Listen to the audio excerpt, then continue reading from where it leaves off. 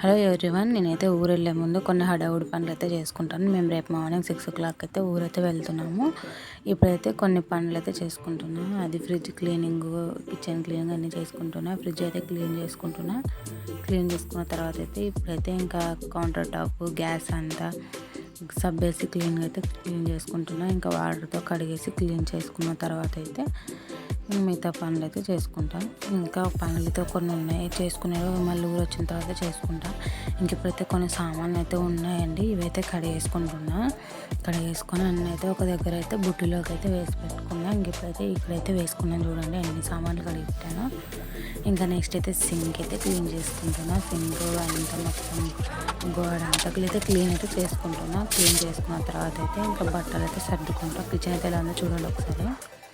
ఇంకా నెక్స్ట్ అయితే బట్టలు అయితే సర్దుకోవడానికి అయితే అన్నీ తీసి పెట్టుకున్నా ఫస్టే.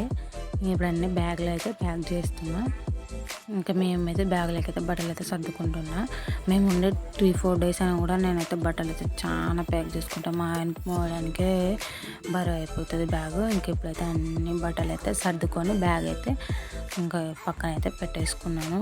నెక్స్ట్ అయితే జ్యువెలరీ, ఫౌండేషన్, పౌడర్ వంటివి తీసి ఒక దగ్గర అయితే పెట్టుకున్నా. ఇంకా అవన్నీ బాక్స్లోకి వేసేసుకొని పెట్టుకొని ఈరోజు నైట్కి అయితే డిన్నర్ అయితే నేను ఏం వంట వండలేదండి, అన్నీ క్లీన్ చేసుకోవాలని చెప్పేసి.